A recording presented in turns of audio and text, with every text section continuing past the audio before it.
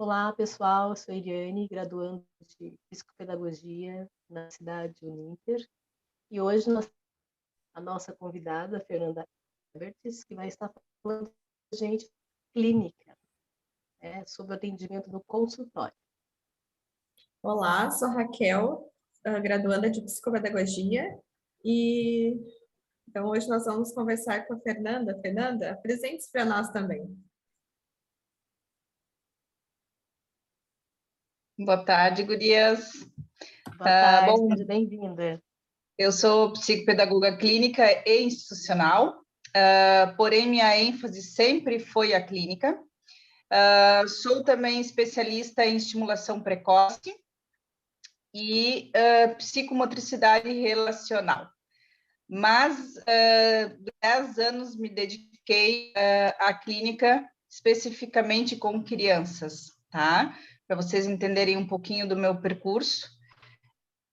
Me formei graduação em psicologia em Novo Hamburgo, um pouquinho diferente da grande maioria das minhas colegas psicopedagogas e psicopedagogos que faz uma pós-graduação, né? Então, a minha formação é a graduação em psicopedagogia, tá?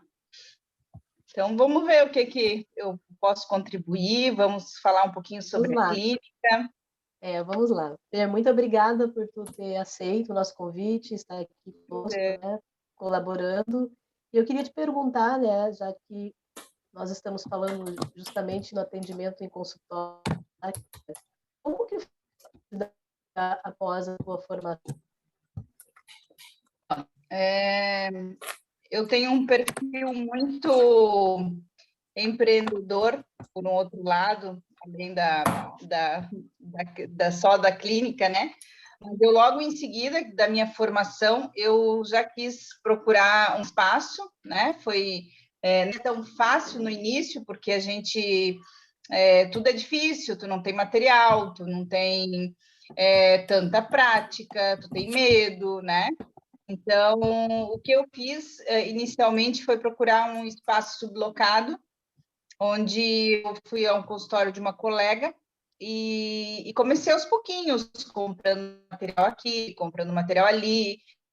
Iniciei a demandinha das crianças, conforme cada caso clínico que eu atendia demandava o material, e assim eu fui construindo a minha clínica, né? Fui, a partir da demanda de cada criança que eu ia recebendo na clínica. Essa questão da sublocação logo foi por muito pouco tempo, porque logo a minha clínica começou a dar resultado, a demanda começou a aumentar e o espaço onde eu estava ficando muito pequeno. Então, mas eu, por outro lado, morava numa cidade onde eu não tinha muito conhecimento, não tinha muita amizade, porque eu morava há pouco tempo, e principalmente nessa área não tinha muito contato com ninguém. Foi aonde eu anunciei no jornal, pedindo se alguém tinha interesse em dividir consultório, né? E conheci uma colega psicóloga que dividiu comigo um espaço, alugamos uma sala, então, e alugamos um espaço com 2 salas. Ela atendia na parte da psicologia e eu na parte da psicopedagogia, né? Claro, foi um trabalho de formiguinha, onde eu tive que visitar, fiz uma visita em todas as escolas da cidade. Nesse momento eu já estava formada, sim, é porque eu fiz os estágios clínicos, eu estou agora me lembrando, eu fiz os estágios clínicos primeiro, depois, com essa colega, eu era nova na cidade, tinha me mudado para Caxias, foi isso que aconteceu. E aí eu comecei a procurar as escolas onde eu nem conhecia ninguém, distribuí meus cartões, e aí comecei a fazer também um trabalho em uma instituição, uma ONG, que atendia crianças com dificuldades variadas, né, e de vulnerabilidade social. E aí a minha experiência iniciou por aí, tá? A minha clínica de verdade foi atendendo as crianças primeiramente dessa ONG. O que eu percebi na prática foi que, a princípio, eu ofereci o atendimento gratuito, que foi uma experiência muito ruim, porque no atendimento gratuito as pessoas não valorizam o teu trabalho, então pode faltar, pode fazer de qualquer jeito, porque não tem valor nenhum mesmo, né? E aí eu comecei a cobrar. Eu me lembro que foi um valor simbólico de R$ 15 por sessão, eu fazia, para poder divulgar meu nome na cidade, né? E aí as coisas começaram a caminhar, da rede privada também começaram a vir devagarinho, e até que as coisas, quando eu vi, já estavam bastante interessantes a ponto de clínica para mim, onde eu tive que ampliar o meu espaço, né? Vocês me interrompam se tiver alguma dúvida aí nesse Não, caminho. pode ficar à vontade. E aí a sala começou a ficar pequena de novo, né? Eu comecei a não ter mais como fazer só naquele espaço, tive que ampliar a sala, tive que investir mais no consultório, mas isso tudo aí a gente está falando de alguns anos já, uns 3 anos de formada, tá?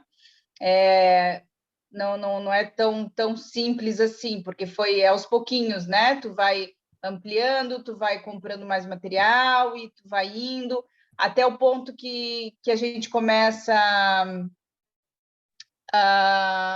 também a ser chamada para fazer palestras, o interesse das escolas pelo teu nome começa a aparecer, né?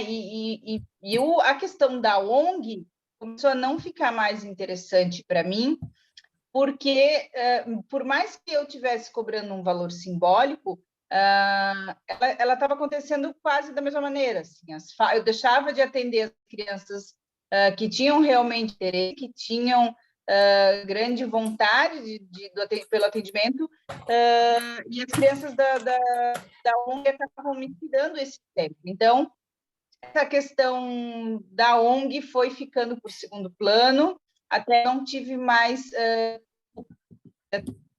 fiquei todo o tempo da minha clínica atendendo pelo menos uma família da rede né? Reservei um horário somente para esse público, porque realmente, com o tempo, eu fui percebendo qual era o meu público, né? Fui tendo a certeza de que a minha veia não era institucional, eu não queria estar dentro das escolas atuando como psicopedagoga, não me identifico, e realmente comecei a perceber, porque isso é bem importante na nossa carreira, sabe? De poder perceber qual é realmente a tua veia, para que tu tens o dom, né? E aí eu comecei a perceber que, bom, é a clínica mesmo, tá dando certo, né? E aí mais acontece de eu ter que fazer uma nova, com tudo isso. Eu tenho a família, né? O marido que trabalha, enfim, que foi transferido, e eu precisei fazer a mudança de novo para outra cidade. E aí começa tudo de novo a clínica, né? Monto no espaço, material, claro, material vem junto. E aí eu vou dizer para vocês assim que eu tive fico bem feliz, assim, porque eu tive bastante... Não é sorte a palavra, né, que a gente tem que usar, porque não é sorte que a gente tem, e sim é o estudo, a capacidade de poder lidar, fazer essas coisas, a tua capacidade de resignificar, né? Eu vim para Santa Catarina, montei escola, uma por uma, distribuí meu cartão, conversei, foi... E começou a vir, e aí eu já fui direto para a rede privada, e começou com uma demanda muito legal, né? E aí começou palestras, e aí começaram as aulas, enfim, essa foi a minha trajetória até hoje, assim, né? Sedimentou, é isso para mim, e é onde eu quero estar, né? Então, nessa nova cidade, o que eu comecei a procurar? Comecei a procurar dentro da psicopedagogia, o que eu me identificava mais dentro da clínica, né? Porque tem isso, bom, identifiquei que a clínica é a minha veia, e agora porque tem muita área dentro da psicopedagogia que eu posso me direcionar também, né? Eu venho de uma veia no Rio Grande do Sul, da minha formação, onde a psicanálise foi eixo de tudo, né? Tipo, a minha formação foi baseada na psicanálise, né? Então, eu venho de um estado onde a psicanálise é muito forte, a gente estudou muito nessa veia, e eu chego num estado, em Santa Catarina, onde a psicanálise é vista, mas não tem lá grande seu valor, e sim a área comportamental é muito valorizada, né? Vamos trabalhar muito com os treinos, vamos trabalhar muito com a reeducação, vamos trabalhar muito com como fazer tarefa no consultório, essa coisa bem pedagógica, assim, é algo muito forte da onde eu estava atuando, né? Bom, mas eu não posso desconsiderar o que eu acredito e o que eu estudei, né? Porque, bom, a psicanálise, para mim, hoje é o esteio de toda a clínica e do que eu acredito para a minha vida, inclusive, pessoal, tá? Para vocês poderem entender por onde eu fui caminhando, assim, até eu me dar conta de que, bom, essa questão da reeducação, essa questão do pedagógico também é importante. Comecei a procurar, então, fazer mais cursos nessa área e, ao mesmo tempo, não abandonando a psicanálise, tanto que eu vou daí procuro uma especialização em estimulação precoce para trabalhar com os pequenos, também em Porto Alegre, que também teve uma veia psicanalítica muito forte, e vou procurar a psicomotricidade, então, porque sempre eu tive uma tendência a trabalhar muito com o corpo das crianças. Eu nunca fui uma psicopedagoga que conseguiu ficar na mesa fazendo tarefa com as crianças. Isso, para mim, era algo que não fazia sentido nenhum, porque eles já faziam isso no horário, no turno contrário, né? Então, por isso que o meu consultório sempre, lá inicialmente, começou a ficar pequeno, cada vez pequeno, por quê? Porque eu queria jogar bola, porque eu queria ir para o chão, porque eu via esse tipo de aprendizagem, principalmente com os pequenos, né?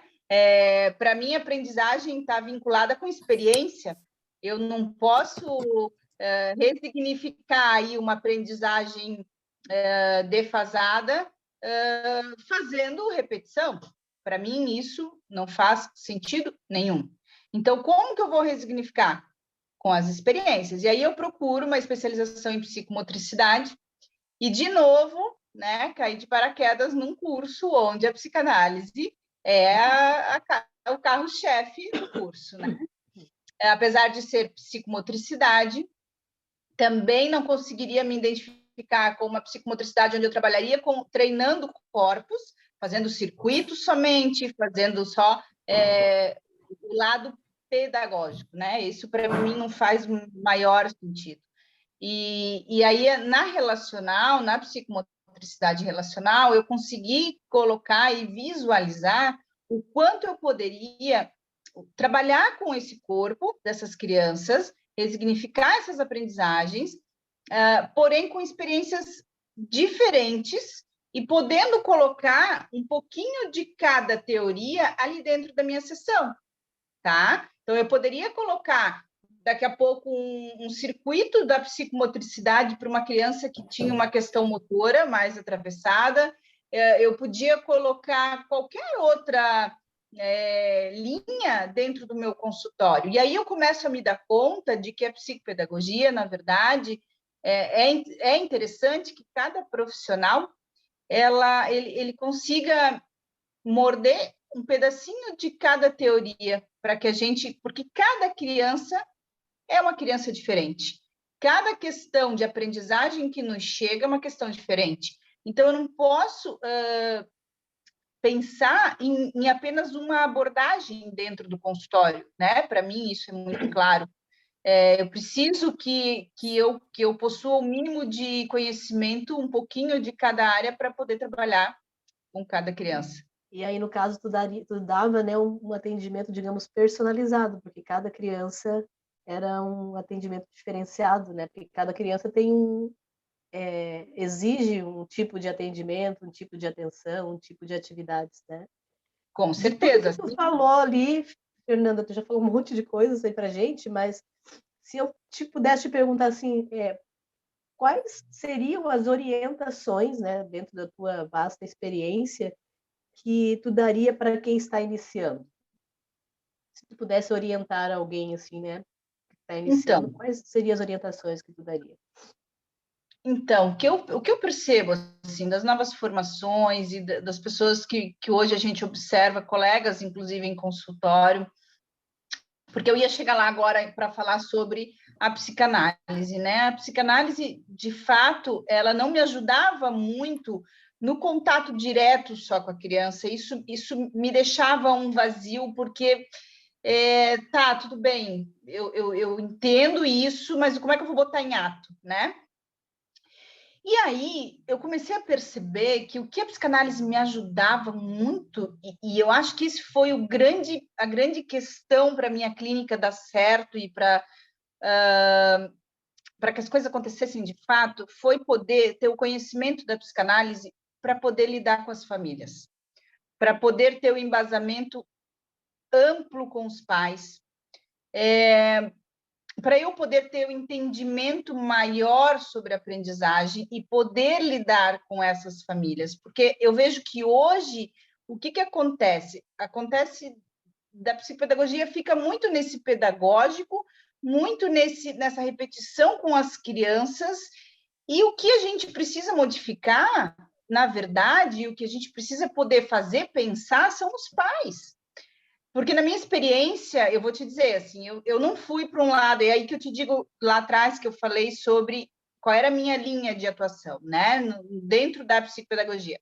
Eu não trabalhei especificamente com as questões mais orgânicas, apesar de atender questões orgânicas, né, das deficiências, mas não era algo que, por exemplo, aqui na minha cidade, é muito comum a gente pensar, tem uma criança que tem um autismo grave, você atende?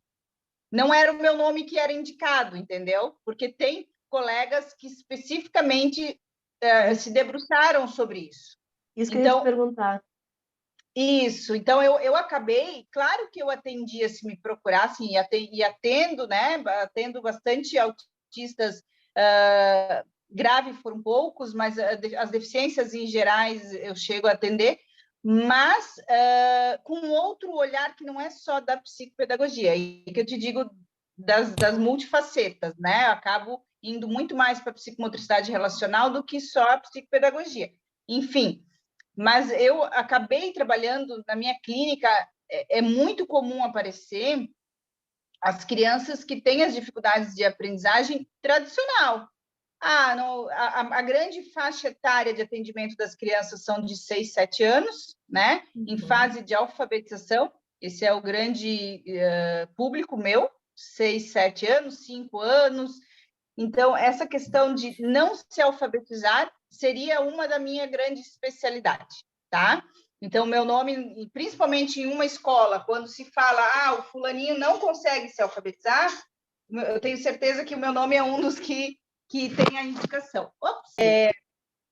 Então, isso é seguro de que, bom, me especializei nessa área, né? A questão da alfabetização, para mim, é muito tranquilo.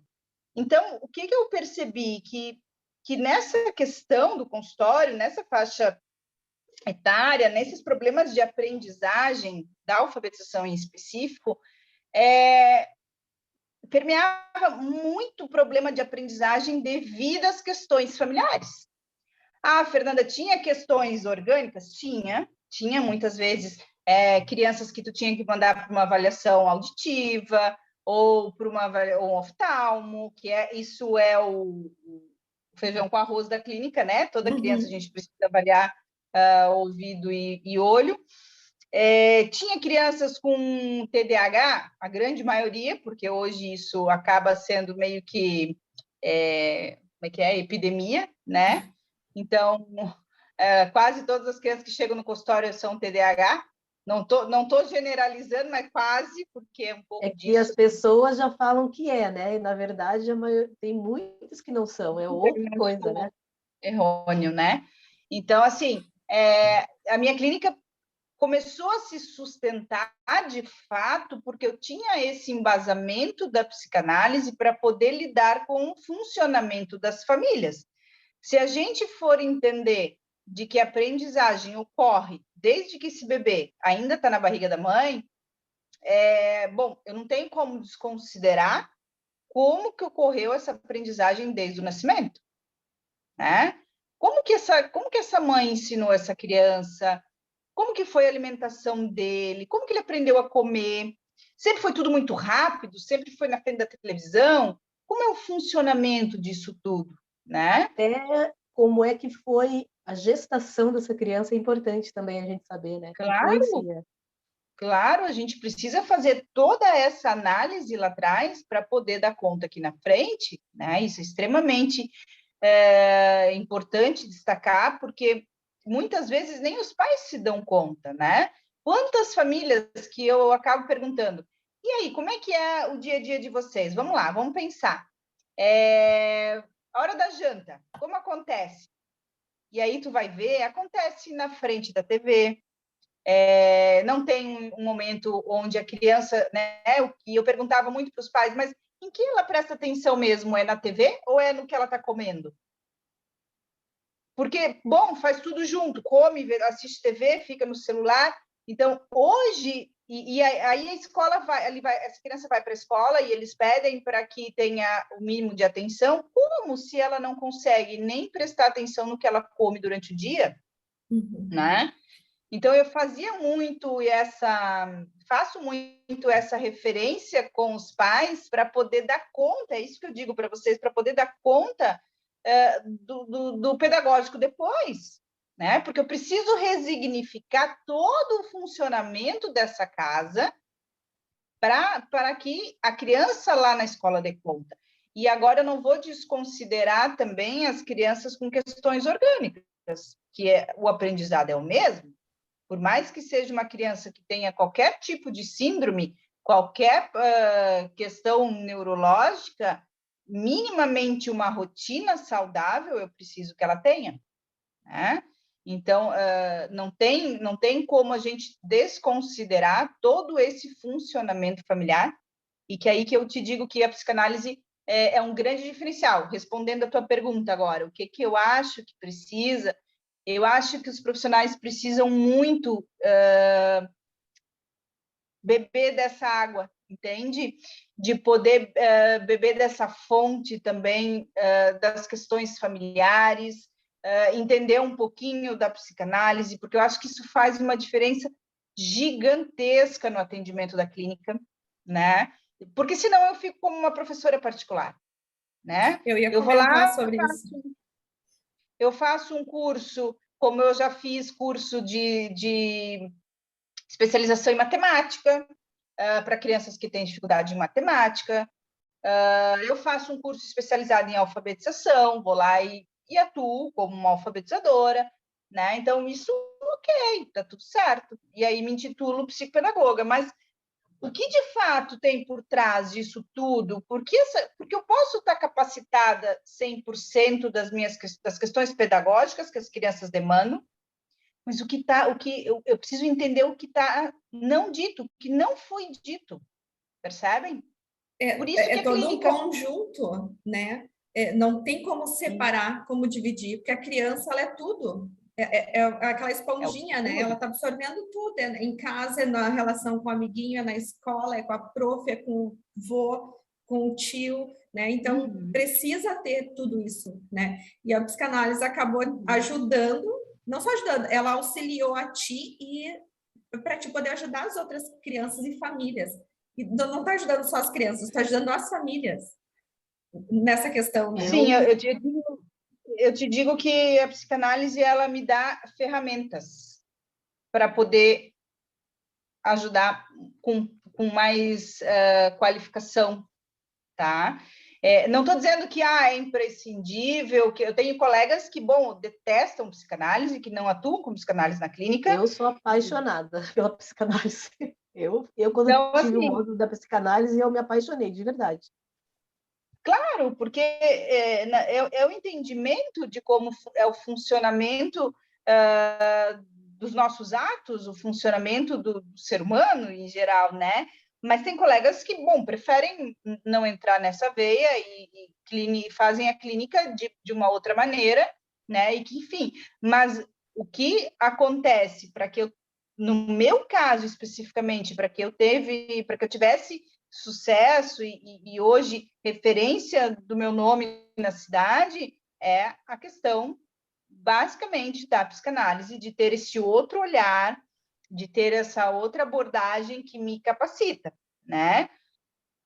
Tem momentos que, claro, com a criança, Fernanda, tá, mas aí fica só nisso? Não fico só nisso, porque eu tenho capacidade, eu tenho capacitação de poder olhar a criança também na dificuldade específica dela, né? Uma criança que não consegue juntar as letras, né? Eu também tenho a minha formação em alfabetização. Eu também faço isso com ela. Tá, e a né? importância Mas também de tu não ficar... Desculpa. Sim? Tá aí a Pode importância falar. também de tu não ficar presa só em uma linha, né? Como tu disseste antes. Tu comer um pedacinho de cada, provar tudo o que tem, para te ter auxílios, como falou também, ferramentas para auxiliar a criança, né? Porque, como a Eli falou, vem crianças com demandas muito diferentes, né? A minha rotina é diferente da tua, da Eli, e cada criança vai ter uma demanda diferente, né? Uma necessidade diferente. E aí tu conseguir ter todas essas ferramentas para auxiliar cada uma delas, né? Faz diferença. Toda a diferença. Por isso que eu acho que o psicopedagogo ele precisa, sim, experimentar um pouquinho de cada teoria. A gente precisa ter pelo menos o básico do conhecimento, né, sobre presa, essas outras né? abordagens. E não ficar presa apenas em uma abordagem, né? Uhum. Por exemplo, eu vou dar um exemplo para vocês. Assim, eu atendi uma família que a criança chegou para mim aos 6 anos, já estava no final do ano, já ia para o segundo ano, né? E sem a mínima noção de letra, de nada, mas uma criança organicamente perfeita, tá?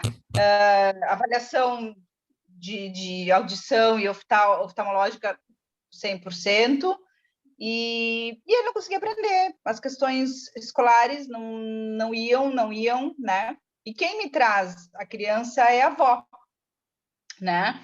E a avó me diz que ele é fruto de uma relação da filha, a filha, na verdade, a filha adotiva, né? E o menino é filho, né, da filha, mas ela considera como neto, igual, né? Tranquilo. E me traz, assim, um pouco do dia a dia da filha, e a filha não veio trazer o menino porque trabalhava, enfim, quem sempre trazia essa criança era a avó, né? E passaram-se o tempo e eu começo a questionar sobre a figura do pai. E uma das queixas muito grande dessa família é que esse menino ele tinha muita falha de memória. Por exemplo, ele esquecia até o nome dos amigos. Não... Fernanda, hoje ele conhecia um amiguinho, amanhã ele já não sabia mais o nome, né? E isso é algo que eles destacavam muito, assim, o esquecimento, assim como as letras. Ele estudava, ela repassava a tarefa com ele e no outro dia ele já não lembrava de mais nada. E aí foi que eu comecei a questionar um pouco mais sobre o pai, e eles me trouxeram que o pai que eles tinham se separado, que o pai não morava mais na cidade, que o pai tinha ido embora, ele não conhecia o pai, né? E eu começo, tá bom, vamos trabalhar. Começo a fazer o trabalho, também pedagógico com o menino, e um dia a gente vai para o quadro, e eu estou no quadro com ele, e eu chego na letra P, né? E aí eu tô com ele lá, e eu começo. P mais A dá? Sempre trabalhei muito com a questão sonora, né? Então fazia muito para ele perceber a questão da boca, trabalhava muito com o método das boquinhas, e aí, até que ele consegue, ele olha para o quadro, e eu tinha escrito papai, e ele olha e diz papai, papai. Daí ele olha bem sério para mim e diz assim, eu não tenho papai. E aí eu digo, não, você tem papai, você só não convive com o seu papai. E aí, a partir daquele dia, eu pensei, gente, eu preciso saber mais desse pai, né? Porque, bom, eu não sei, eu sei muito pouco e eu preciso trabalhar. E aí que entra, aí digo para vocês, para exemplificar, assim, se eu não tivesse o conhecimento todo da importância de saber dessa história da psicanálise, jamais eu teria trabalhado nisso. Mas tá, vamos para o chão, na outra sessão, vamos para o chão, vamos fazer o mapa da família, né? E aí eu sento, chamo a avó, porque a mãe nunca vinha. A mãe veio 2 vezes no consultório, porque eu meio que exigia, assim. E uma mãe extremamente sem condições psíquicas de poder dar conta de qualquer coisa, né? Então, quem sustentava psiquicamente essa criança era a avó. E aí vou para o chão. Então, até nesse dia, acho que a mãe estava junto, sim. A mãe, no dia do mapa da família, estava no chão. Nós 3 e o menino. E a gente vai construindo um mapa, né, a árvore genealógica, para poder chegar no pai, porque a minha intenção era poder aprofundar mais sobre o pai. E aí passa, e ali eu me dou conta de que o menino não sabe nem o nome do pai, né? Me dou conta disso, de que, bom, quando a gente vai colocar o nome do pai no papel, não tem, né, o nome do pai. Então, o que acontece?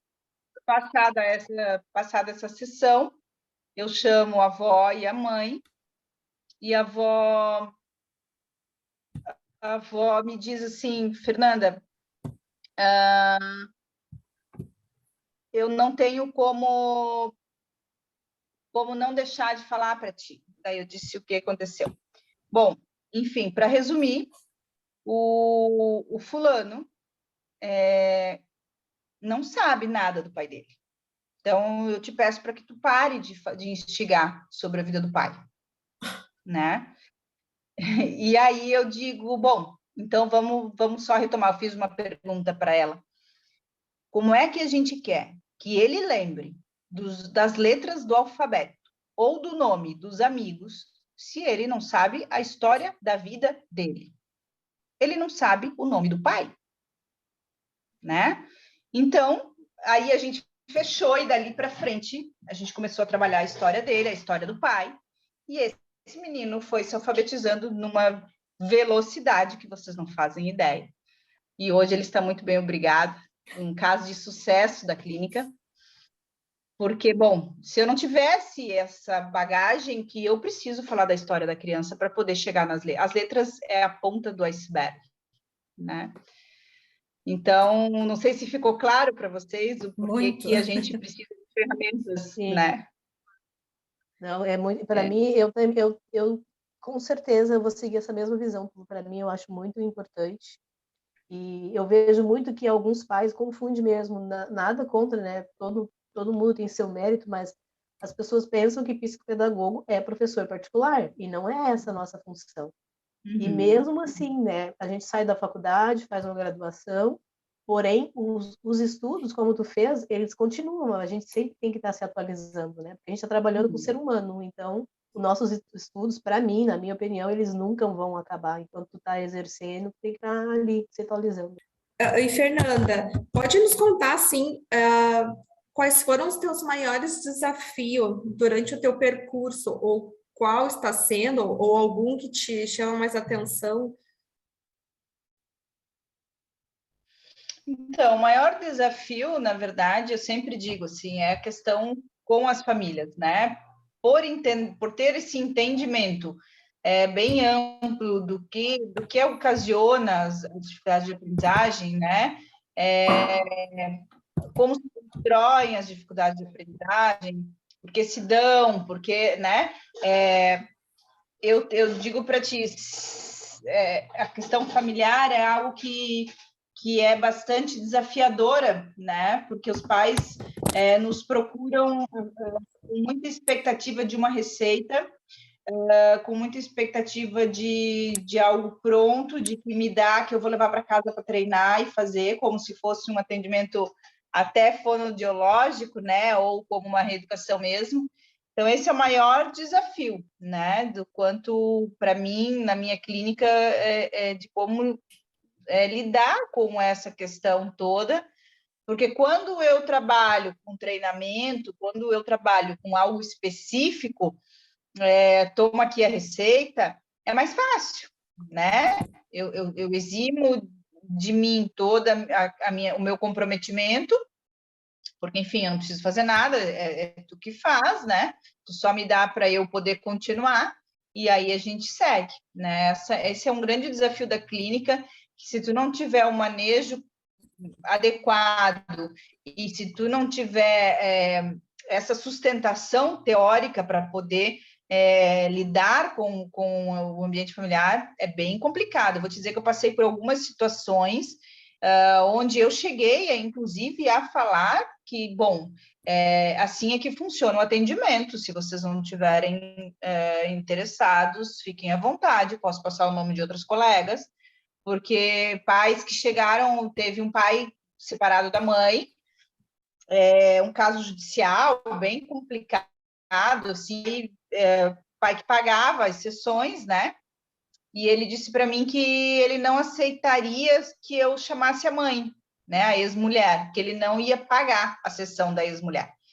E que tudo que eu fizesse eu teria que registrar, porque ele queria levar a juízo, né? Era uma guerra judicial, enfim. E aí eu disse para ele que, bom, essa era uma visão dele, de que, né, sobre o pagamento da sessão da mãe, mas eu não tenho, nesse caso específico, foi uma criança de 4 aninhos que eu estava atendendo, muito com o olhar da psicomotricidade, mas para vocês, né, perceberem de que tipo de família que nos chegam, quais são os obstáculos que nos chegam, e eu tive que me posicionar e dizer para ele que, bom, uma criança de 4 anos não tem condição alguma de conviver sem a mãe, e sem a mãe dentro do consultório eu não poderia fazer o atendimento, e ele poderia ficar extremamente confortável para procurar outra colega, porque eu não faria o atendimento sem a mãe dentro do consultório, né? Principalmente por se tratar de uma criança tão pequena. E aí ele disse, daí ele se assustou, porque era um pai muito autoritário, um pai onde eu tive que trabalhar com ele muitas questões em relação a essa coisa rígida, né, de tem que ser como eu quero, e aí eu tive que botar limite no pai, né? Então, quando eu digo da psicanálise, é isso, assim. Talvez, se eu não tivesse esse embasamento, eu iria dizer, não, tudo bem, vamos dar um jeito, né? Enfim, mas não tem como, não tem como. Não dá-se um jeito nessa questão, né? Fica fora do teu alcance. Já começa, a gente não pode entrar na loucura das famílias, entende? Se tu não pôr limite, né? Esse já era um sintoma dessa criança, que era a questão dos pais, que era a questão do autoritarismo do pai, que era o poder que o pai queria exercer sobre a criança e sobre a mãe, né? Então, ali eu já comecei a trabalhar. Ali já era um atendimento também, em prol da criança, né? Porque, bom, as coisas não são como você quer, né? O que a gente pode negociar é, daqui a pouco eu chamo a mãe e peço se ela tem condições de pagar a sessão, ou pelo menos a metade, ou, enfim, chegar num meio termo onde vocês dois possam conversar, mas eu não tenho como fazer sem a mãe. Então, esse trabalhar com as famílias em geral, e principalmente famílias da rede privada, né, que são pais que têm um conhecimento maior, uma cultura um pouco melhor, a classe, vamos botar aí, A e B, é uma classe muito exigente, né? Então, se tu não tem bala na agulha, como diz o outro, né? A tua clínica não te faz, né? A tua clínica não te faz. Então, eu não sei se o meu olhar para isso é errado, mas eu acho assim, ó, que quando começa, antes de tu começar a atender, tu já tem que deixar claro quais são as regras do seu atendimento, como é que funciona, porque os pais sempre vão querer colocar o bedelho e querer mudar as coisas, né? Com certeza. E essa questão de judicial que tu fala, né? Isso é muito triste para as crianças, porque os pais, eles olham para esse ego deles, aonde tu fala que entra a psicanálise, a gente já olha com esse olhar, eles não estão nem se importando que essas ações que eles fazem perante essa criança vai acarretar um problema muito maior lá na frente na vida adulta dele, né? Então, eles ficam nessa briga de ego, quanto o que é mais importante seria olhar para o filho. Porque não existe ex-pai, né? Eu sempre falo, não existe ex-pai, não existe ex-mãe. Pai sempre vai ser pai e mãe sempre vai ser mãe. Então, vamos chegar no ponto, como pais, vamos ser coerentes, vamos viver bem para que o nosso filho tenha uma boa base, né? E seria o correto, mas não é o que acontece, né? Cada um luta, porque também tem mães, né, que às vezes é contra o atendimento da criança, é mais raro, porém, tem também casos, eu ouvi de uma profissional esse tempo atrás, que é onde o pai queria o atendimento e a mãe não, porque ela não aceitava que esse pai procurou, porque tinha que sair dela, né? Então, assim, a briga de egos, né? Isso acontece muito entre os pais e é muito triste, né? Eu vou te dizer que, assim, uma grande parcela de clientes do consultório vem por obrigação por causa da escola, né? Porque a escola está mandando. Uma grande parcela de pacientes vem com essa demanda. Eu estou vindo porque a escola mandou, né? Não porque eu acredito nisso. É a maioria. Tem maioria, né? E quando a gente fala dos homens, os homens menos ainda. Eles desconsideram essa questão do emocional, né? Eu atendi vários filhos de médicos, por exemplo, né? Onde é muito mais fácil eu dar um remedinho, eu dar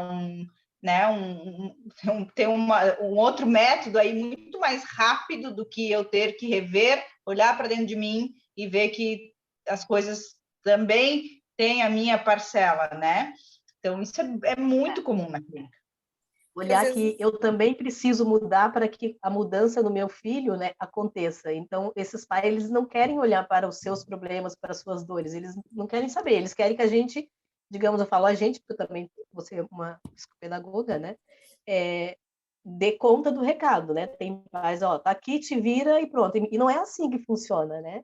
Precisa da participação desses pais, tem todo um método, e que nem tu disse, a classe que vem das escolas particulares tem mais entendimento. Porém, eu tenho uma visão comigo assim, eles têm entendimento, né? Tem uma cultura melhor, porém, quem estudou, quem tá atendendo ali. A especialista é o profissional, então deixa o profissional trabalhar. O profissional vai te dizer quais serão os passos e como é que vai funcionar. E eles não querem aceitar, né? Provavelmente tu deve ter passado muito por isso. Claro, né? Eu já ouvi bastante. Tudo isso é a nível inconsciente, né? Eles não chegam, Sim. Eles chegam com essa demanda sem se dar conta de que essa é uma das questões. Então, eu uso muito na minha clínica, muito, muito, muito, assim, e isso a gente precisa poder ter esse entendimento de que nós não estamos ali para julgá-los e nem para culpabilizar ninguém, né? Até porque a gente sempre faz, e agora me coloco como mãe, né? Como família também, de que tudo que a gente faz, a gente tem certeza e pelo menos acha que está fazendo certo, né? Dos nossos filhos. Então, o nosso papel enquanto psicopedagogos é poder fazê-los, ajudá-los a pensar. Como é que eu faço isso? Eu sempre priorizo as perguntas, né? Por exemplo, arroz com feijão na clínica, arroz com feijão. Criança que não se alfabetiza, tem uma pesquisa, agora não vou saber dizer o nome e nem aonde que está, mas faz tempo já que eu vi, que diz que as crianças que dormem com os pais, não são todas as crianças que dormem com os pais que vão ter dificuldade de aprendizagem, mas um número muito grande de crianças que dormem com os pais tem dificuldade de aprendizagem, né? Daí, isso é arroz com feijão na clínica. O fulaninho não se alfabetiza, não consegue ler, Aí tu vai perguntar tu vai fazer toda aquela análise, né, da vida. Tá, e aí, me conta, como é que é? Ele dorme no quarto dele? Ai, sabe o que é? Ele tem bronquite. Daí de noite, agora no frio, né? A gente tem medo que ele se destapa. Não, sabe o que é? A gente só tem um ar-condicionado na casa, daí a gente não quer gastar. Daí dorme todo mundo no mesmo quarto. Não, sabe o que é? E não sei o quê. No final, dormem tudo junto no mesmo quarto e a criança no meio dos pais. Daí eu escuto isso diariamente, porque isso é arroz com feijão na criança. Grande maioria das crianças que têm dificuldade dorme com os pais. Ah, mas isso não tem nada a ver, né? A gente tem várias linhas aí que dizem que, bom, tem a cama compartilhada, essas camas gigantes, né? Os neurocompatíveis. Os neurocompatíveis, eles levantam uma bandeira muito forte em relação a isso, né? E aí, claro que tem que... o dia que o teu filho está com febre, quem nunca dormiu, né, com as crianças, enfim, mas o que eu estou falando é de janeiro a janeiro, como é que funciona? Mais vezes na tua cama ou menos vezes na tua cama? Mais vezes, tá. Então, vamos lá. Vamos pensar junto. Eu sempre peço para as mães, vamos pensar juntas. Olha só. Quem é que dorme contigo na cama? Hoje é o fulaninho. Tá, mas antes do fulaninho nascer, quem dormia contigo? É o meu marido? Então, a cama de casal é feita para quem? Casal. Legal. E o que vocês fazem na cama? Ai, Fernanda, daí, né? Daí tu dá aquela quebrada e tal. A gente namora, tá? E aí me diz, qual é o papel que o teu filho vai ter na cama de casal à noite, dormindo? É só uma criança. Não, é uma criança. Mas ele está no lugar de quem? Do meu namorado. Então tu está me dizendo que ele está numa função de par contigo. É isso? Ele é o par, por mais que sejam duas meninas, tá? O que a gente precisa dentro de uma família? Hierarquia. Os pais têm que estar acima, a criança tem que estar abaixo. Se eu durmo com meu par, o que eu vou fazer no outro dia com meu par? Eu posso mandar o meu pai para aquele lugar, não quero saber de estudar, não quero saber de nada. Por quê? Porque começa tudo errado. À noite... os papéis estão invertidos, né? Vocês estão como par, então é esse tipo de pensamento que eu vou costurando com eles, pedindo para que eles pensem comigo, porque daí a escola, por isso que eu sempre digo para os pais, a escola é a pontinha do iceberg. O problema é muito anterior. Uhum. Teu filho demorou, uma criança para ser alfabetizada, ela demora de 0 a 6 anos, né? Vamos pensar, a aprendizagem ela não acontece só na fase agora escolar, ela acontece lá atrás. Então, é preciso que a gente possa pensar do que foi construído com essa criança nesses 6 anos. Não tem como a gente trabalhar, pensar que ela está aprendendo só agora. Sim. Né? Então, é isso que eu sempre peço para eles pensarem, assim, essa questão da hiperatividade. Bom, no que ele presta atenção? É no prato de comida ou na TV, né? O teu filho é hiperativo ou o teu filho é ativo? É uma criança que brinca, uma criança que pula, né? Porque é isso, hoje em dia não pode mais se mexer muito porque é hiperativo, né? Na verdade, então, elas estão sendo hiperestimuladas, né? Visualmente, auditivamente, e só que isso acaba entrando naquele outro, eu não sei se eu vou saber falar direito, tu estimula hormônios sem esforço nenhum, né? Então é muito mais fácil tu sentar, jogar, ter aquele prazer de, tô jogando, ou tô vendo videozinhos, tu não precisa fazer esforço nenhum. Teu filho tá ali jogando, tu como mãe ou pai, tu fica satisfeito porque teu filho tá ali, tá seguro, entre aspas, né? Só que tu não tá estimulando outras regiões no cérebro que façam com que a criança aprenda, desenvolva, né? E aí quando chega na escola, tem essa questão de déficit, né? E aí coisas que tu deveria fazer como pai e mãe lá atrás, desde o início, né? Tu não tá fazendo, tu não tá cumprindo teu papel. Aí tu joga para outro e espera que o outro resolva, né? Quando tu não toma para si essa responsabilidade, né? Uhum.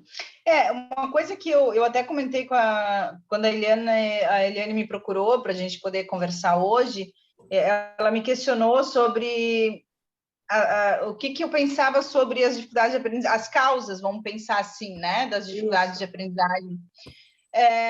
O que eu tenho, assim, percebido muito e muito forte, assim, que uma é essa questão da hierarquia familiar, que influencia muito para mim isso, onde os lugares estão muito fora de ordem, né?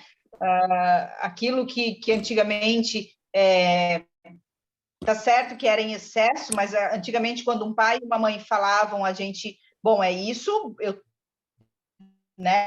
tenho que obedecer, eu tenho que estar nesse papel de filho, né? É isso que os nossos pais nos ensinavam, nossos avós. Claro.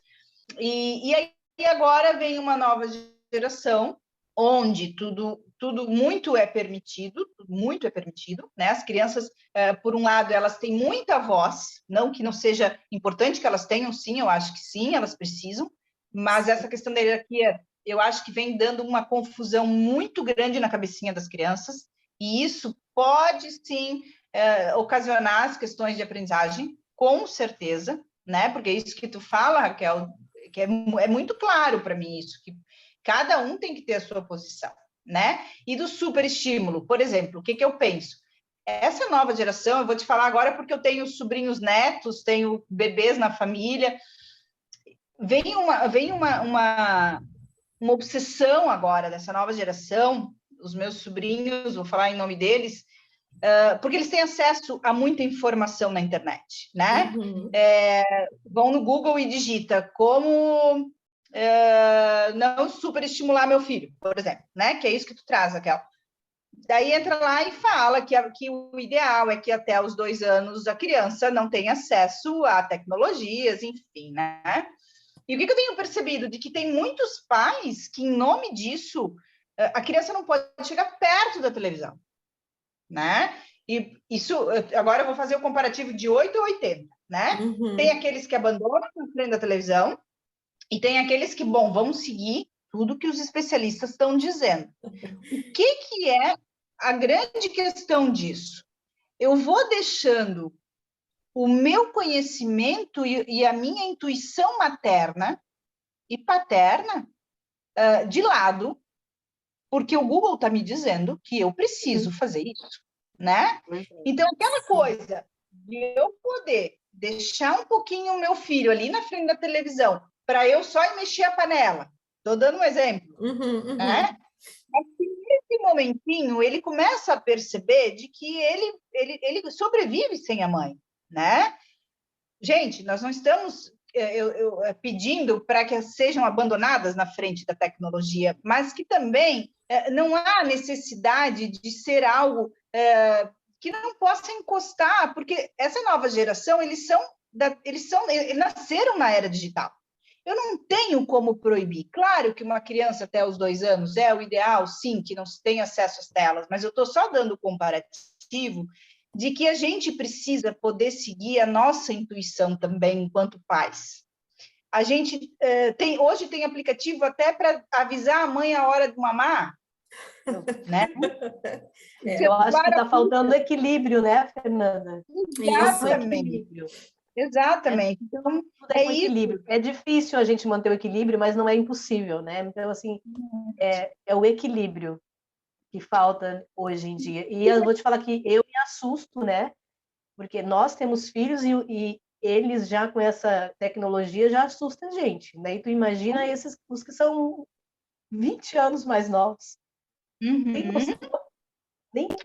nós temos que estudar isso também para nós estarmos preparados para atender essas demandas também com claro, porque é completamente diferente do que a gente vivenciou. Respeitar os meus desejos. Na clínica, gente, assim, é o que tem de mãe que diz, eu não assisto uma novela porque lá em casa é só desenho na TV.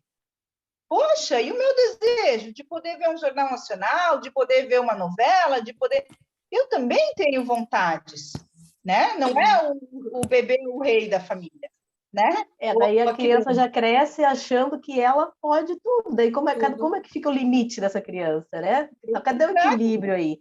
E uma outra coisa, não são todos os desenhos que são apropriados. Se tu começa a olhar desenhos e olhar com um olhar, digamos, psicoterapeuta, né? Se a gente olha como psicoterapeuta, tem desenhos que fala, meu Deus, esse desenho não deveria nenhuma criança ver, porque ensina tanta coisa que eu gostaria, quando meus filhos eram bebês, eu ter a noção do que eu tenho hoje. Meu Deus, ia ser muita coisa diferente. Porém, não tem como mudar o passado. A gente deu o melhor, né? Que a gente pôde.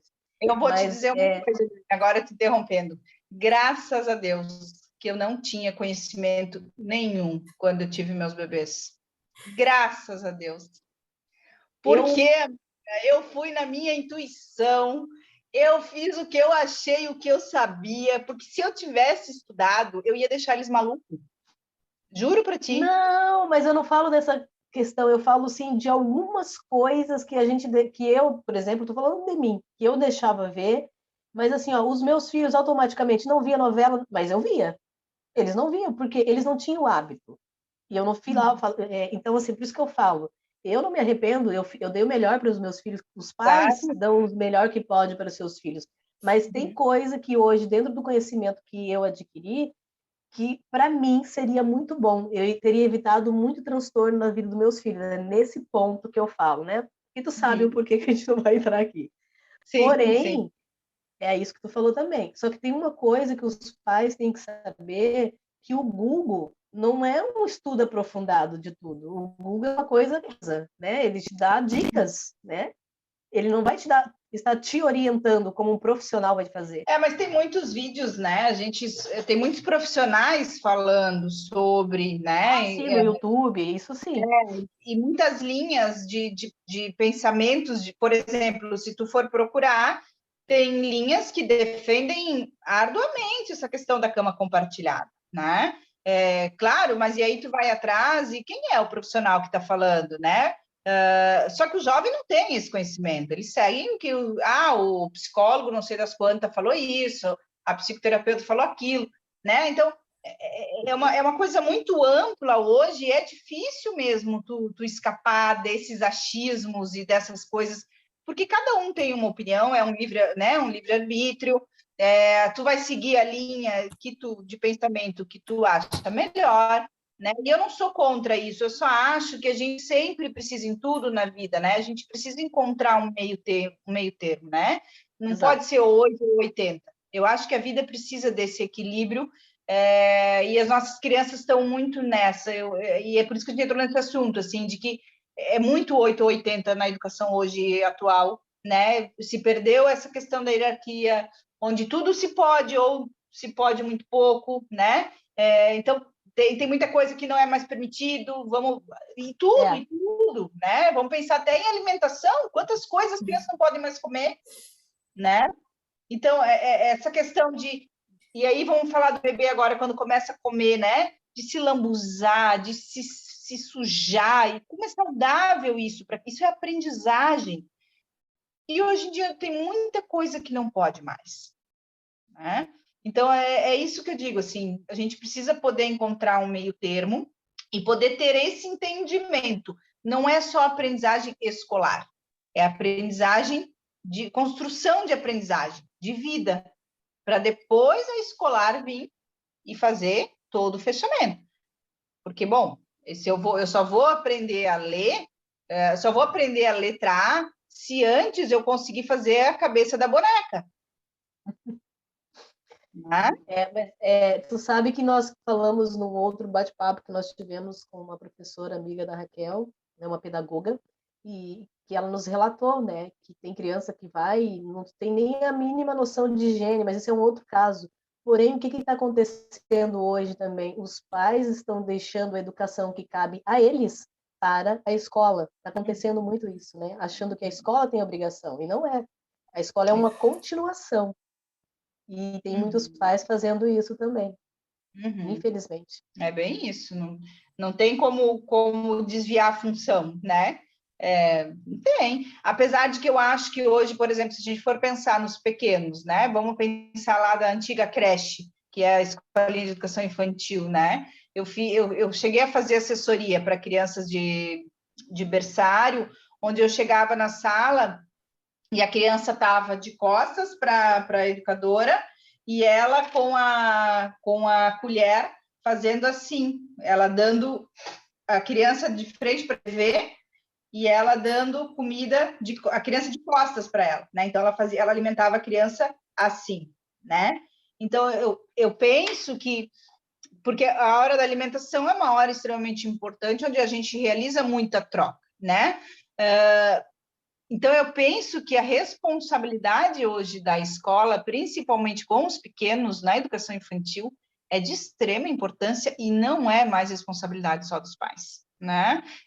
Uma criança que passa o dia inteiro numa escolinha de educação infantil, a responsabilidade sim é do educador que está ali, é sim do professor. Sim, mas aí tu tá falando do caso onde os pais colocam os seus filhos o dia todo numa escola, mas mesmo assim não exime eles das responsabilidades deles, né? Porque eles estão fazendo isso. Não exime, Eliane, o que eu quero trazer, só destacar, é que hoje mudou muito essa questão escolar, né? Hoje é realidade que as crianças passam o dia inteiro no integral. Hoje é realidade isso. As crianças chegam às 7 da manhã e saem às 7 da noite. Então, essa visão da escola também mudou, porque hoje a construção psíquica dessa criança também se deve à escola, porque em muitas famílias ela vai conviver muito mais com a professora do que com a mãe. Verdade. Né? Sim. Muito mais horas. Então, se essa professora não está preparada para poder alimentar psiquicamente essa criança, ela está em risco. Né? Então, mudou a função da escola hoje também. Mudou. Porque antigamente não era. Né? Antigamente era meio período. E tem que ter o cuidado também de não sobrecarregar essa criança, né, de coisas. Então, o equilíbrio também já tem que estar ali, né? Então, a criança que passa o dia todo numa escola, realmente, os profissionais que estão ao lado dela têm que estar muito bem preparados. Exatamente. E, por exemplo, essa professora que eu dei o exemplo, ela não tinha o mínimo do conhecimento de que quando eu estou alimentando uma criança, eu não estou só dando comida, né? Eu estou construindo ela fisicamente, eu estou conversando com ela, eu estou olhando no olhinho dela, eu estou fazendo troca, eu estou simbolizando que aquela colher é um aviãozinho, para ela ter a imaginação, já se imaginar no avião, que a comidinha está chegando, Isso é poder alimentar psiquicamente uma criança, né? Trabalhar o simbólico com ela desde pequenininha. Por isso que eu digo, não adianta eu querer chegar lá aos 6 aninhos e querer que essa criança seja mega master, se lá atrás eu não tive todas as ferramentas e não construí o tijolinho, entendeu? E aí na clínica também é muito comum, isso eu explicava muito para os pais, assim, explico muito para os pais. Teu filho precisou de 6 anos para se alfabetizar, ele não se alfabetizou. Não é em 3 meses que eu vou conseguir alfabetizar, né? Porque eles querem tudo para ontem. Então, isso que tem que ficar muito claro, porque essa cobrança na clínica é muito comum.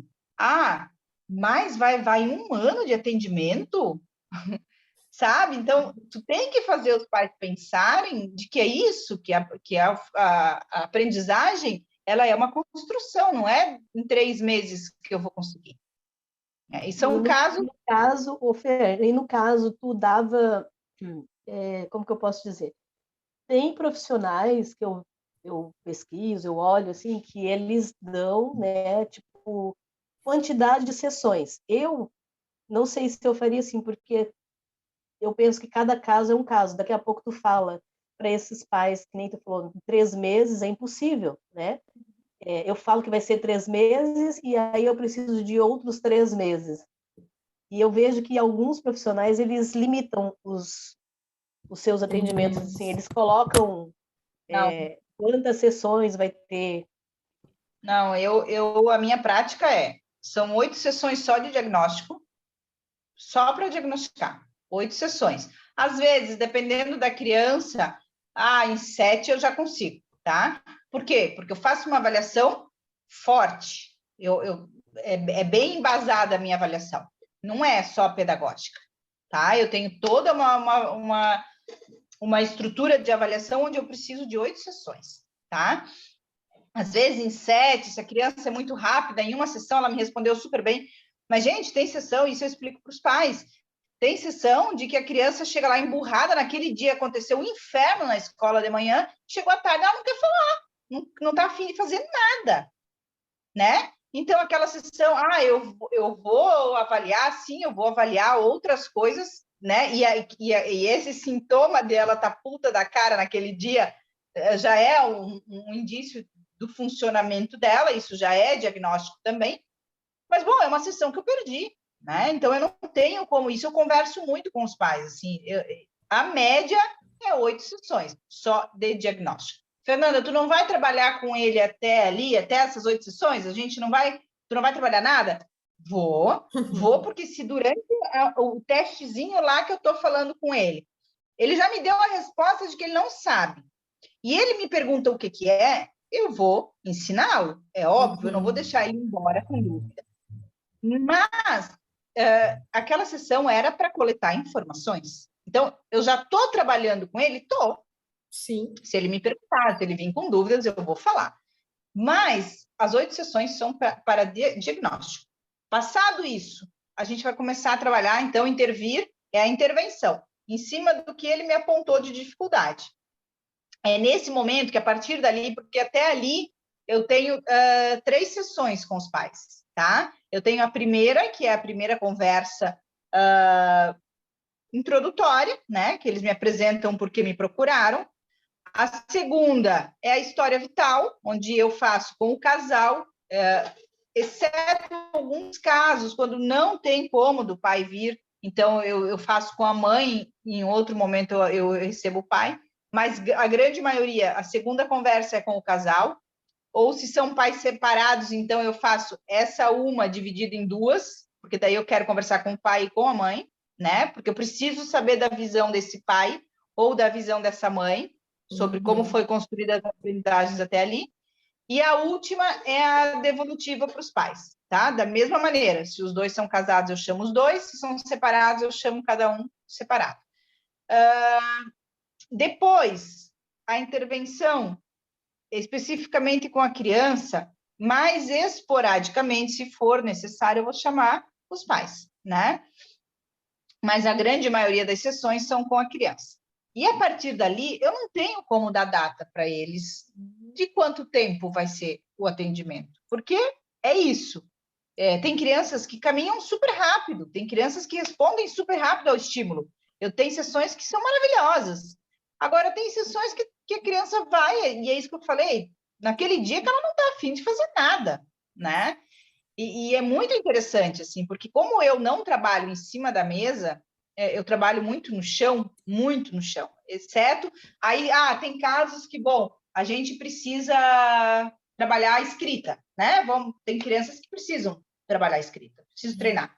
Mas antes da escrita, a gente fez uma maquete maravilhosa, ou a gente leu uma historinha e a gente construiu um monstro com papel, com cola, com tudo que é material, a gente fez um monstro gigante, e aí nós vamos colocar no papel sobre aquela história, o que ele viu sobre aquilo, e aí eu vou trabalhar as questões de escrita específica. Mas eu tenho questões antes para poder seduzir essa criança, né? Para chegar na escrita. Eu não posso pegar um caderno e dizer agora, senta aqui, nós vamos falar sobre como tu está escrevendo. E aí isso vai dizer o quanto tempo essa criança... Às vezes ela leva 2 sessões para eu montar esse monstrinho. Em uma sessão não consigo. Às vezes tem criança que eu fico 1 mês montando o tal do monstrinho para poder chegar na escrita. Minha intenção é a escrita. Ou a minha intenção é a escrita e motricidade fina, que ele precisa colar papelzinho por papelzinho na cabeça do monstro, né?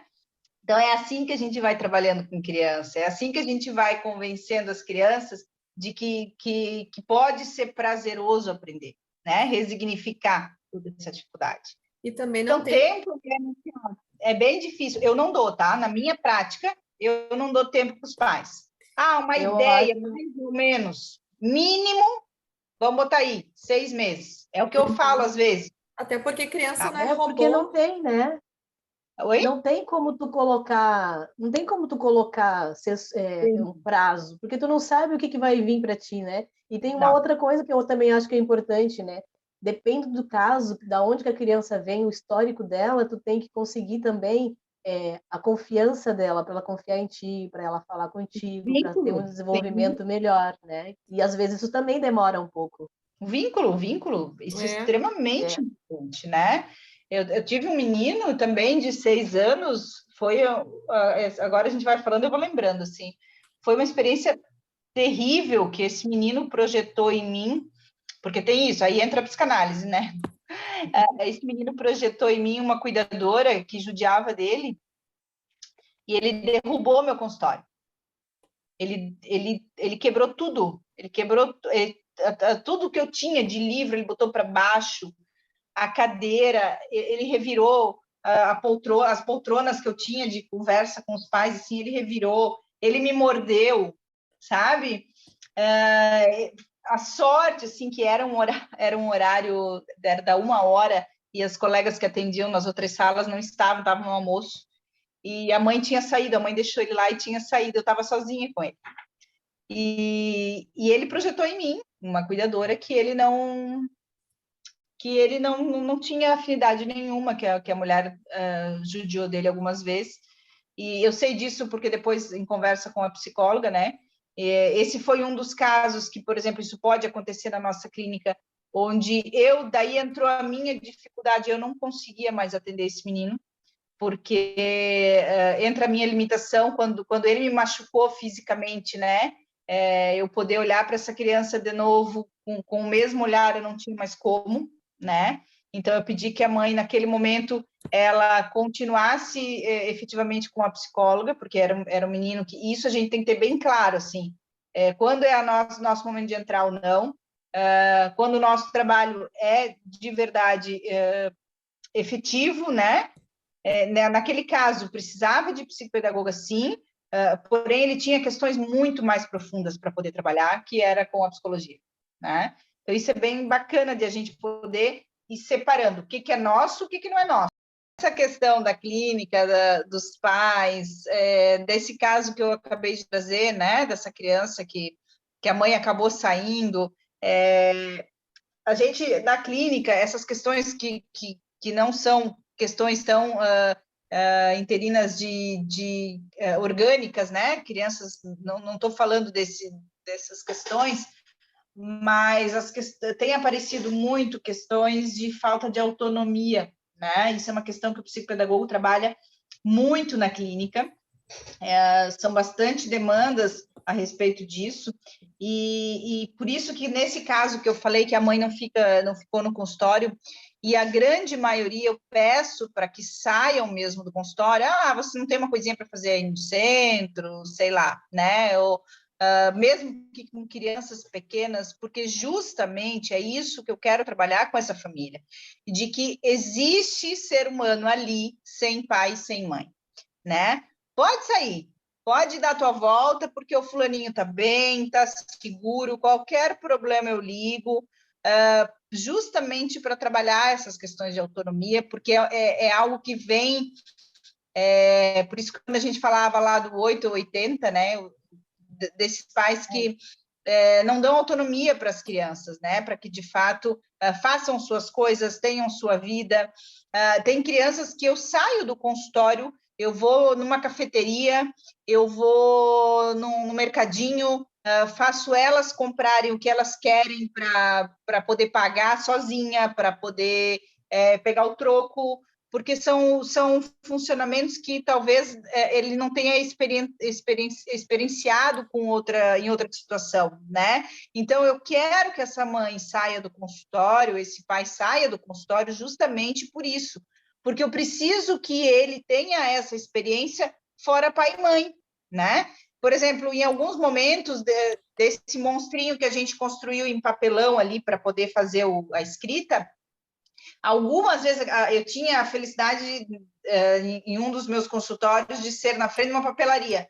Não era uma nem duas vezes que a gente descia para ir na papelaria comprar o material, mas ele, desde a entrada, eu já combinava, eu estou só te acompanhando, eu não vou falar nada, é tu que vai pedir para a vendedora o que tu quer, o nome do material, tu que vai escolher a cor, tu que vai pagar, eu não vou fazer nada. Alguns eu dava até a senha do meu cartão, porque criança, né? A gente acaba, eu escrevia para ele digitar na maquininha, então ali eu já estava trabalhando várias coisas, né? E se a mãe tivesse junto, não é a mesma coisa. Né? O que eu estou dizendo para essa criança? Que ele sabe se virar sozinho, que a mãe não precisa estar sempre junto, né? E em alguns casos, nesse caso, por exemplo, que foi o 80, né? Que a gente fala do 880, eu liguei imediatamente para ela. Imediatamente, ela estava perto, porque os pais não vão muito longe, né? Ela estava perto, ela não deu 5 minutos, ela estava ali. Depende, né, Fernanda? Eu já ouvi casos, porque o que a Fernanda está falando? Porque eu disse para ela que se eu vier a escolher a criança, vai ser uma das regras, o cuidador estar ali presente. Eu já ouvi casos, né? Mas esse teu olhar é interessante quando uma criança precisa de autonomia. Mas eu já ouvi casos que os pais ou os cuidadores deixaram e foram passear, foram para o shopping fazer cabelo e esqueceram da criança lá. Aí acaba a sessão, tu tem que atender outra criança e cadê o responsável? Não está ali. Uhum. Né? Não, então, assim... Mas é minoria, Eliane. Eu vou te dizer que é minoria do pai. Aconteceu já várias vezes isso comigo. Mas aí o que eu faço? Bom, às vezes atrasa 5 minutinhos. Ou em alguns consultórios meus eu tinha secretária, que eu podia deixar lá na frente para a secretária, né? Ou às vezes a mãe do próximo paciente vai ficar ali. E eu pedia, pode dar uma olhadinha na fulana, que a mãe já está chegando. Então, a gente tem como ir adaptando, porque é interessante que essa criança se sinta num espaço dela, entende que não é ali a mãe não vai entrar, ali a mãe não tem espaço, ali é o espaço dela, ela pode confiar, ela pode falar que a mãe bateu nela, ela pode falar que o pai deu um castigo, porque a mãe não vai estar na sala do lado com risco de escutar. Isso tudo vai falar do vínculo que eu estou fazendo com essa criança. Eu já ouvi um caso muito engraçado sobre a mãe que não... Por exemplo, a criança tem a confiança do profissional, mas a mãe não, né? Aí a profissional estava atendendo, a mãe estava com o ouvido lá na porta, eu não lembro agora tudo. Aconteceu alguma coisa e ela precisou abrir a porta, a mãe caiu dentro do consultório. Gente, pelo amor de Deus, né? E aí... Imagina eu trabalhando com a psicomotricidade relacional, né? Tem crianças que eu atendo 2 vezes na semana, uma na psicopedagogia, onde eu faço o trabalho, né, também pedagógico, e o outro na relacional, que aí é o brincar espontâneo, né? E aí tu imagina que no brincar espontâneo tem disputa de bola, tem balanço, que eu vou balançar alto, eu estou trabalhando N coisas, né? E aí, lá numa disputa de bola, a criança começa a berrar. Me dá! Eu quero!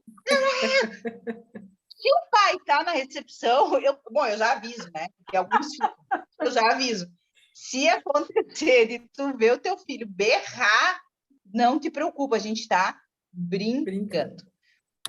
Nessas sessões onde envolve muita questão de corpo, no início como a gente fecha um contrato, né? Eu não faço, tem profissionais que fazem contrato escrito.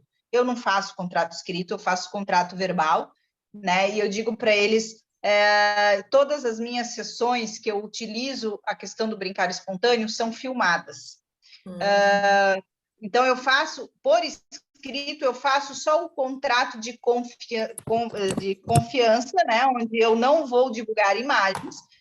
Eu garantindo aos pais que isso não vai sair de dentro do consultório, que isso é só para estudo, mas eu tenho, então, como prova, né? Todas as minhas sessões são filmadas. Então, é uma garantia para a gente. O teu caso é um caso à parte, né? Mas a maioria dos profissionais não fazem isso, né?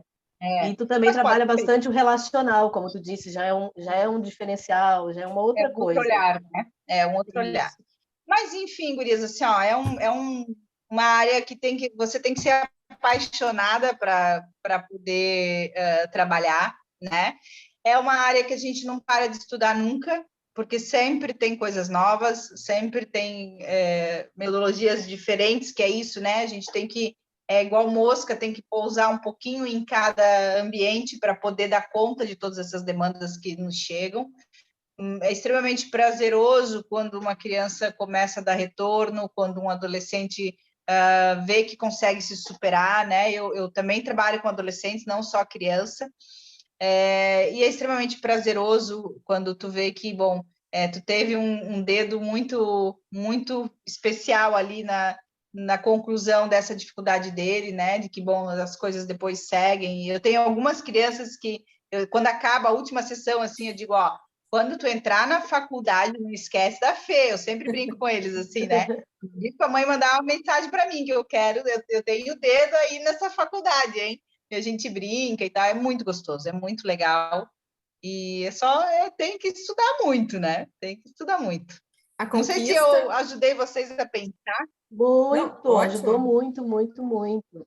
A Eu não con- sei se a Raquel quer perguntar mais alguma coisa, eu acho que da minha parte era isso.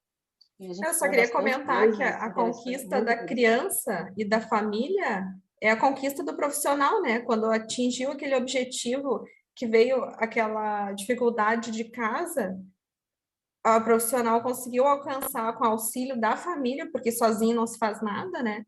É uma vitória para todo mundo, né? Exatamente, exatamente. Eu junto com Prazeroso, né? eu não comentei assim que eu sempre digo para os pais assim, é um trabalho de três, é a família, é eu, a família e a escola, né? Então todos os casos que eu pego, eu vou na escola. Não tem nenhum caso que eu pegue que eu não vá na escola. Eu tenho que conhecer a professora que está trabalhando com ele, né? Por isso, por passar muitas horas com ele, por estar diretamente ali em cima da questão do problema da criança, né? Então eu preciso conversar com essa professora. Então uma somatória, né, de braços. Cada um tem que dar o seu pedacinho, né? A escola, a família e o profissional. E a criança, claro. Com certeza. Tem que ser um trabalho em grupo, senão as coisas não andam. Não adianta ficar só eu, ou só a família, ou só o professor, né? Nesses casos tem que ser um trabalho em grupo. E às uma união, vezes né? até com outros profissionais, né? Tem muitos casos que a gente precisa atender com o olhar de outros profissionais. As parcerias é muito importante, né? A gente não Muito falou sobre isso, mas é importante tu ter outros profissionais onde tu pode estar indicando, né? Um psicólogo, um fonoaudiólogo, Por isso que é legal a um clínica. pediatra. É bom, acho que é até importante, a gente não fala, mas assim, eu acho que é importante também tu até conhecer quem é o pediatra dessa criança, porque ele também tem uma história sobre essa criança, né? E eu acho que muitas vezes essas parcerias é muito importante. Com a gente, é muito comum a gente conversar com os neurologistas, né? Os neuropediatras, porque quando chega para a gente, é muito comum a gente precisar deles para alguma avaliação, ou eles quererem falar com a gente por alguma coisa, né? Então, os neuropediatras são bem importantes, as fonos é bem comum, inclusive eu sempre fui adepta, eu nunca tive consultório sozinha nunca tive, porque eu acredito muito no atendimento interdisciplinar, não é nem um multidisciplinar, né? Porque o multi é cada um na sua sala independente, né? O inter eu consigo fazer a junção dos profissionais. Então, eu sempre tive psicólogo junto comigo, fonoaudiólogo e TO. Eu tive uma vez uma TO que trabalhou junto com a gente. E sempre fazendo reunião, porque não é nenhum nem dois casos que tu acaba atendendo, sai da tua sala, vai para a sala da fono. Ou sai da sala da psicóloga, vem para a tua sala. Algumas crianças dão conta de fazer o atendimento no mesmo dia. Ou na segunda veio contigo e na quarta vai com a psicóloga, sabe? Então, no mesmo ambiente, isso dá uma confiança para a criança e para o adolescente também muito grande, porque está no mesmo espaço, e isso gera uma questão do vínculo muito importante. Ou daqui a pouco eu vi que, bom, o meu trabalho já deu, eu já encerrei com essa criança, mas ele continua precisando de uma psicóloga. Então, que bom que eu tenho a psicóloga no meu espaço, que ele pode continuar vindo ali no mesmo endereço, porque é um lugar onde ele tem a referência de confiança, sabe? Então, isso é bem bacana, assim, trabalhar com outras áreas junto e que se comuniquem é melhor ainda, assim, é um trabalho bem rico para as crianças. O ambiente é familiar, Bem né? bacana. O ambiente é familiar, isso é muito legal. Funciona Nossa, muito. acho que a gente teve uma aula hoje aqui, né? Foi muito Foi importante. ótimo, A eu Fer ficaria passou, horas. a Fer passou informações importantíssimas para a gente, assim. Fer, eu quero te agradecer do fundo do meu coração por você dedicar o teu tempo. Acho que a gente passou mais de uma hora conversando aqui, né? Foi muito que enriquecedor. Muito, muito, muito obrigada. Imagina, E um prazer. tu pode já ir pensando assim, ser mentora das psicopedagogas. Dá aula de mentoria, ó. Ótimo! Ia ser maravilhoso. Estamos aí muito, muito obrigada, viu? Aí, da minha parte era isso. Te agradeço do fundo do meu coração. Muito obrigada pela tua disponibilidade, por ficar conosco até aqui e nos enriquecer com a tua história, com tudo que nós falamos aqui. Muito obrigada. Imagina. Obrigada, prazer. Fernanda. Foi um prazer também estar contigo nesses momentos aqui. Foi enriquecedor, como ele falou, né? E essas histórias nos ajudam a querer melhorar para ajudar as outras crianças, né? E com isso a gente melhora como pessoa também, né? Foi maravilhoso. Obrigada mais uma vez. Tá bom. Prazer. Obrigada, Raquel. Beijo, gurias. Beijo. Beijo. Tchau, tchau.